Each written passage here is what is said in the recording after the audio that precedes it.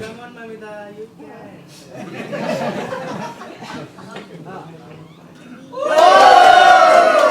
This is obviously Drishyam. I always wanted to do something like that. And now I watched Thodarum. It was amazing. തൂക്കാൻ പറ്റിയില്ലെങ്കിലും 30-30 പിടിച്ചു നിൽക്കാൻ പറ്റണം എന്നുള്ളൊരു ഇതുണ്ടായിരുന്നുള്ളൂ. അപ്പോൾ അതിനനുസരിച്ച് പ്രാക്ടീസ് ചെയ്യുന്നുള്ളതാണ്. അടി കൊടുക്കുന്ന എല്ലാ സീനിലും ഐ തിങ്ക് 1 or 2 മാക്സിമം അല്ലേ? 1 or 2 മാക്സിമം. നമുക്ക് അങ്ങനെ എന്തോ അയ്യോ ഇവിടെയോ? മമിതനായിട്ടുള്ള എക്സ്പീരിയൻസ് ഞങ്ങൾ ഉണ്ടായിരുന്നു. റാമുലിന് ശേഷം ഭയങ്കര ഹിറ്റായിട്ട് തമിഴിലേക്ക് കൊണ്ടുപോയിരിക്കുകയാണ്.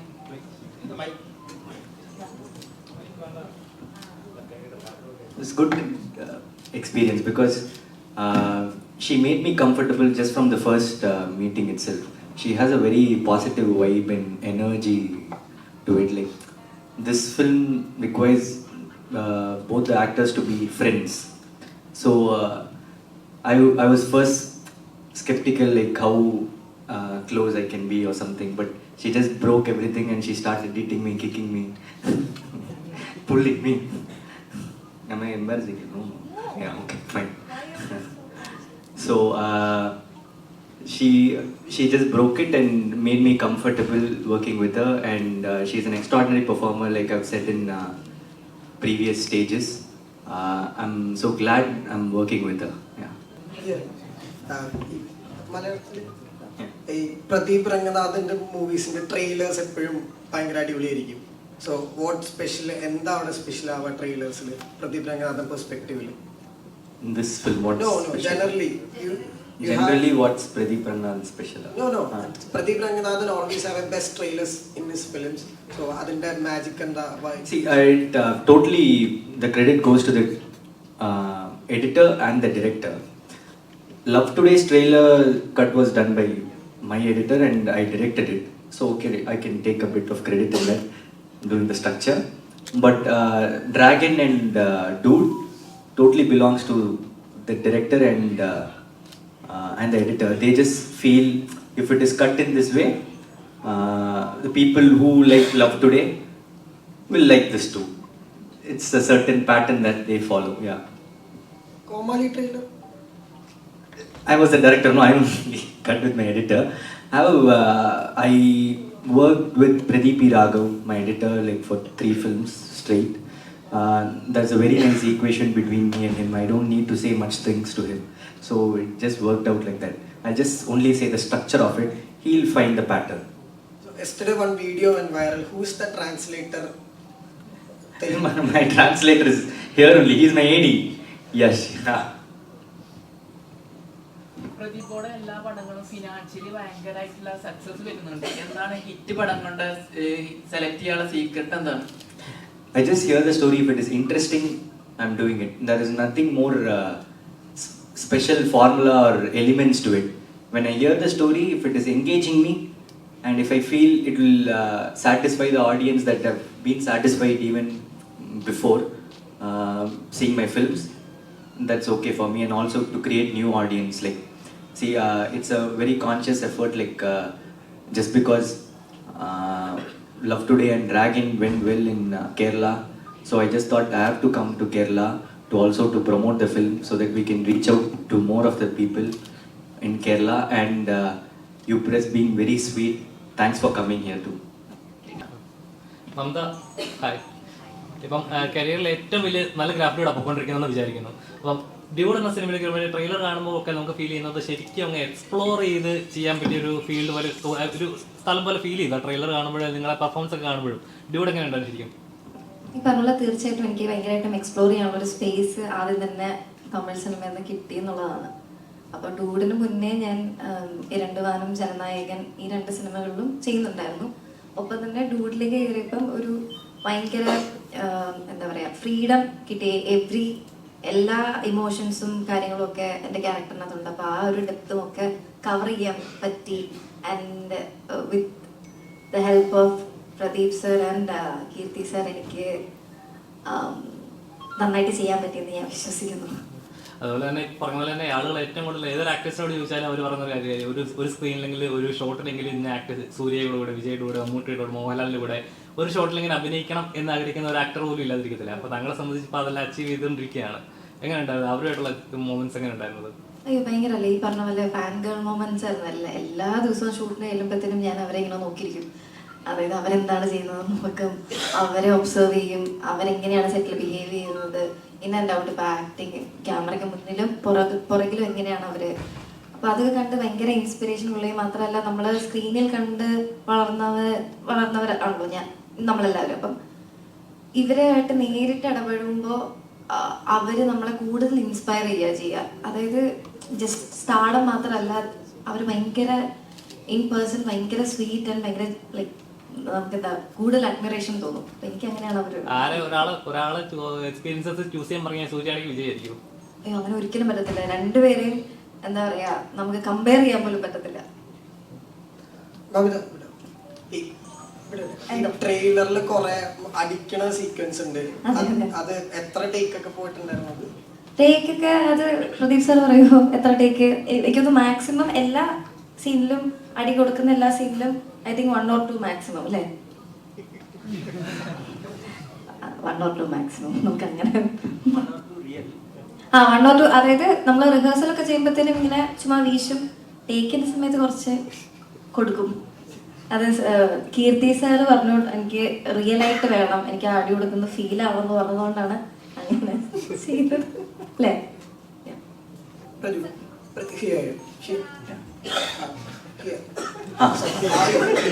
Are you Balaya fan in this movie? The phone flipping the umbrella. I'm a Balaya fan, yeah, Balaya sir fan. This phone flipping that Kirti told, like I have to take a lot of, I have to take chocolates a lot of times in this movie. So I just figured out a way that would be interesting. Then we applied it for the phone and everything. Then only we thought about, yes, Balaya also throws his phone and catches and all, no? Yeah. Huh? Oh, okay. Hello sir.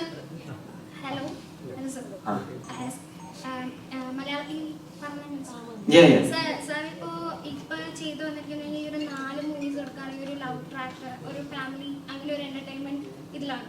സാറിന് ഇനി ഒരു challenge ആയിട്ട് ചെയ്യേണ്ട ഒരു role അല്ലെങ്കിൽ അതെനിക്ക് ചെയ്യണം അങ്ങനെ തോന്നിയിട്ടുള്ള ക്യാരക്ടേഴ്സ് ഉള്ളതാണ്? After like I'll be doing that only. I'll be breaking the genre. It will be a conscious effort to shift my genre, and I'm also writing a film.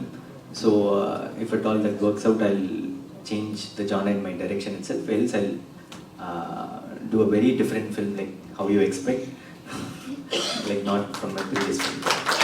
Type of genre അതായത് ഇനിയിപ്പോൾ change ചെയ്യുകയാണെങ്കിൽ ഏത് type of ജോണറിലോട്ടാണ് കൂടുതൽ പോകാൻ? Thriller ആണോ? അങ്ങനെ ഏത് ജോണറാണ് ഇനി നെക്സ്റ്റ് ഒരു എക്സ്പെരിമെന്റ് ചെയ്യാൻ താല്പര്യം? Let it be a surprise, no? I just want it to be a surprise. I just want people to get surprised, yeah.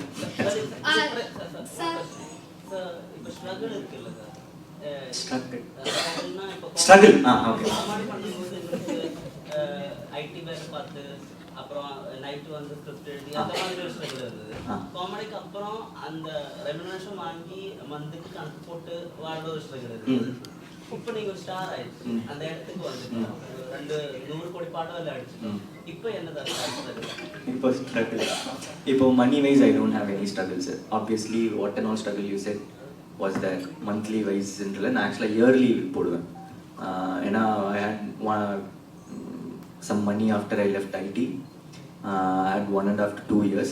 In this 2 years எப்படி இது இந்த காசு வச்சுட்டு I have to find films, so I'll plan things and all. And now I don't have any money problems, but if it will be very bad if I say I have problems now, sir. I'm really grateful for what and all I have.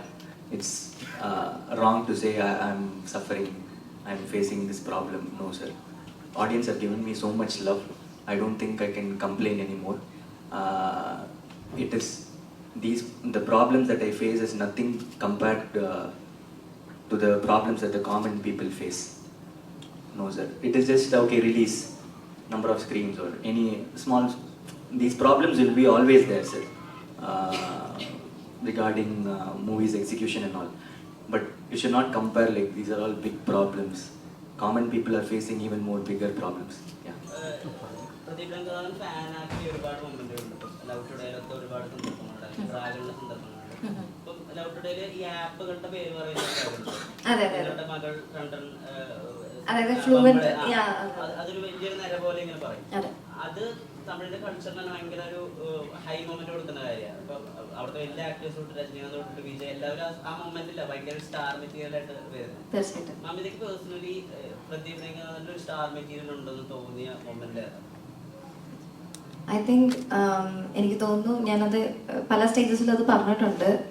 ഞാൻ ഏറ്റവും കൂടുതൽ നോക്കിക്കാണുന്നതും സാറിനോട് അഭിനയിക്കുമ്പം അല്ലെങ്കിൽ സംസാരിക്കുമ്പോഴും നമ്മളൊരു scene discuss ചെയ്യുകയാണെന്നുണ്ടെങ്കിൽ അല്ലെങ്കിൽ നമ്മൾ സിനിമയെ പറ്റി പറയുകയാണെന്നുണ്ടെങ്കിൽ ഏറ്റവും കൂടുതൽ ഞാൻ നോട്ട് ചെയ്തിട്ടുള്ളതും ഞാൻ പഠിക്കാനായിട്ട് ശ്രമിക്കുന്നതും സാർ എങ്ങനെയാണ് ഓഡിയൻസ് പെർസ്പെക്റ്റീവിലെല്ലാം കാണുന്നത് എന്നുള്ളതാണ്. അതായത് ആക്ട് ചെയ്യുമ്പോഴാണെങ്കിലും എന്തൊക്കെ അതിനകത്ത് ഡയലോഗ് വരുന്നു, എന്തൊക്കെ പരിപാടികൾ വേണം എന്നുള്ള ഒരു ഐഡിയ ഉണ്ടല്ലോ. അപ്പം ഞാൻ പലരെയും കണ്ടിട്ടുള്ളതെന്ന് വെച്ചാൽ മിക്കപ്പോഴും ഞാനൊക്കെ എങ്ങനെയാണെന്ന് വെച്ചാൽ ഈ ആക്ടേഴ്സിന്റെ പെർസ്പെക്റ്റീവിൽ അല്ലെങ്കിൽ അവർക്ക് എങ്ങനെയാണ് കൺവിൻസിങ് ആയിട്ട് അത് ചെയ്യാൻ പറ്റുക, അവരെങ്ങനെയാണ് അത് വിഷൻ ചെയ്യുക എന്നുള്ളതാണ്. പക്ഷേ he things from an audience perspective. അതെനിക്ക് ഭയങ്കര ന്യൂ ആയിരുന്നു. അതായത് ഒരു വ്യക്തമായ ഒരു ധാരണയുണ്ട് ഏത് എങ്ങനെ എവിടെ കൊടുക്കണം എന്താണ് പരിപാടി എന്നുള്ളത്. അപ്പോൾ അതെനിക്ക് എന്താ പറയാ, അതൊരു ഭയങ്കര സ്റ്റാർ മെറ്റീരിയൽ പരിപാടിയല്ലേ സത്യം പറഞ്ഞാൽ. കാരണം സ്റ്റാർ എന്ന് പറയുമ്പോൾ നമ്മൾ ആക്ടിങ് പരിപാടി മാത്രമല്ലാണ്ട് എല്ലാം ഇൻക്ലൂഡ് ചെയ്യണം. ഈ വിത്ത് ഓഡിയൻസ് അവർ കണക്ട് ചെയ്യാൻ പറ്റണം. So I felt that. ഒരു സാധനം ഉണ്ടല്ലോ ഈ ഒബ്ജക്ട്സ് വെച്ചിട്ട് അല്ലെങ്കിൽ ഇപ്പൊ മമിതയുടെ മുടിയും ഇതൊക്കെ വെച്ചിട്ട് സ്റ്റേജിൽ ചെയ്ത കാര്യങ്ങൾ ആ ഒരു ലൈക്കബിലിറ്റി ഫാക്ടർ ഉണ്ടല്ലോ മാനറിസങ്ങൾ വെച്ചിട്ട് അത് ഷൂട്ട് ചെയ്യുന്ന സമയത്ത് കാണാൻ അല്ലെങ്കിൽ ഒപ്പം നിൽക്കുമ്പോ ഇദ്ദേഹം ഈ മാനറിസങ്ങളൊക്കെ ചെയ്തിട്ട് കൂടെയാണല്ലോ ആക്ട് ചെയ്യുന്നത്. അത് കാണുന്ന ഒരു എക്സ്പീരിയൻസ് ഉണ്ട്. അത് ഭയങ്കര എന്നിട്ട് ഇത് ആദ്യം കണ്ട ദിവസം ഫോൺ ഫ്ലിപ്പ് ചെയ്തിട്ട് ഇങ്ങനെ പിടിക്കുന്നത് ഞാൻ ആദ്യത്തെ ലൈക്ക് ഷൂട്ടിന്റെ കുറച്ച് നാളുകളിൽ ഞാൻ കണ്ടത് ഇത് ഷൂട്ട് ചെയ്യുന്നത്. അപ്പൊ ഞാൻ പെട്ടെന്ന് ഇങ്ങനത്തെ പരിപാടി ഉണ്ടല്ലോ ഇതിനകത്ത് എന്നുള്ള രീതിയിൽ ഞാൻ അത് ചോദിച്ചു പഠിച്ചു ഈ ഫോൺ ഫ്ലിപ്പ് ചെയ്യാനൊക്കെ. ആ ഏകദേശം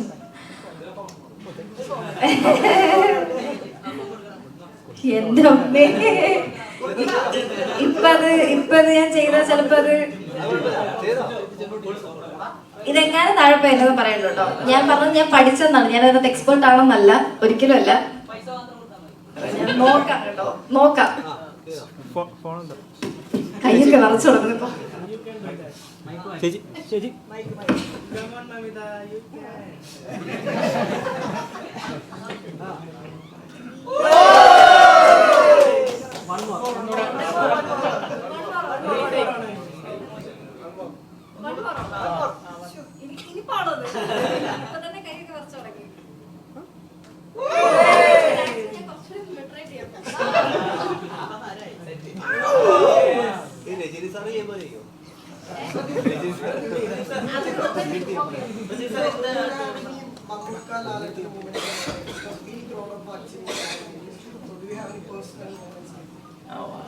One of my favorite films is obviously Drishyam. I always wanted to do something like that, and now I watched Thodarum. It was amazing, and I wish the director personally, because I have great work by the director. So yeah. Mamitha ഇപ്പം പൂർ blood song release ആയതിനു ശേഷം എല്ലാവരും ഇപ്പം repeat ആയിട്ട് കേൾക്കുന്നുണ്ട്, എല്ലാവരും playlist ആടാനാണ്. അതിൽ video song shoot ചെയ്തത് ഔട്ട്ഡോർ ആണ്, ഫുഡ് സിറ്റിയിലാണ് വരുന്നത്. അപ്പോൾ ഈ പബ്ലിക്കിൽ ഇറങ്ങിയിട്ട് ഇങ്ങനെ ഡാൻസ് ചെയ്യുമ്പോൾ അതും ഭയങ്കര പവർഫുൾ ആയിട്ടുള്ള ഡാൻസ് ആയിരുന്നു, അടിപൊളിയായിരുന്നു, ഇത്ര എനർജറ്റിക് ആയിട്ട് ഡാൻസ് കളിക്കുന്നുണ്ട്. അപ്പോൾ പബ്ലിക്കിൻ്റെ ഒക്കെ നേരിട്ട് കാണുമ്പോഴുള്ള റിയാക്ഷൻ അതൊക്കെ എങ്ങനെ ഹാൻഡിൽ ചെയ്യും? എനിക്കത് പുതുമയുള്ള ഒരു കാര്യമല്ല. നമ്മളിപ്പം അതെ പ്രേമലൂരുണ്ട്, സൂപ്പർ ശർണയിലുണ്ട്.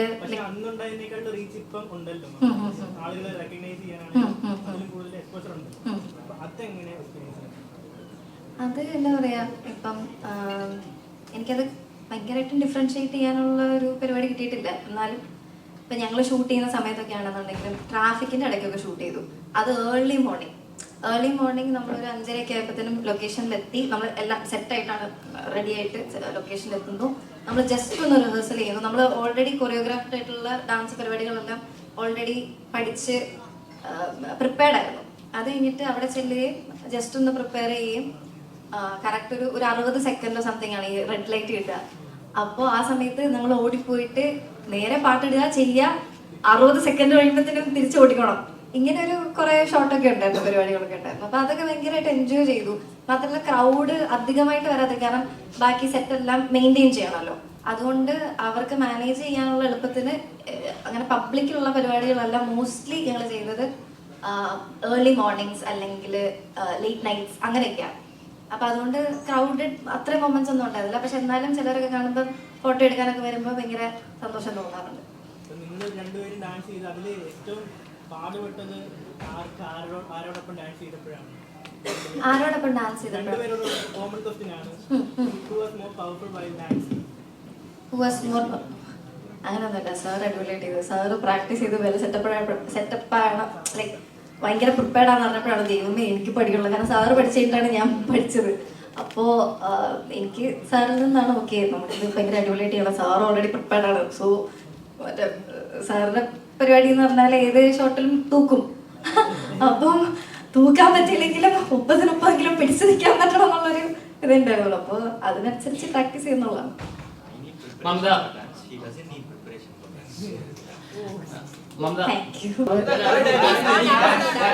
എന്തോ അയ്യോ ഇവിടെയോ? അതിലിവിടെ ആരും തന്നെ പ്രിപ്പയർഡും അല്ല, വരുന്നുണ്ട്. അതിനുള്ള സ്റ്റേജ് ഓൾറെഡി പ്രിപ്പയർഡ് ആണെന്ന് എനിക്കൊരു ഐഡിയ കിട്ടിയിട്ടുണ്ട് ഇപ്പൊ തന്നെ. സോ കോളേജിൽ എന്തോ അടുത്ത് ഈ കുറച്ച് മണിക്കൂറിനുള്ളിൽ തന്നെ പോകുന്നുണ്ട്. നമ്മൾ UC കോളേജിൽ അല്ലേ, അവിടെ ഒരു ഡാൻസ് ഉണ്ടാവാൻ ചാൻസ് ഉണ്ടെന്ന് ഇങ്ങനെ പറയുന്നുണ്ട്. അപ്പൊ അവിടെ നോക്കാം. എന്തോ ഡാൻസ് അല്ല പൊളിക്കണം.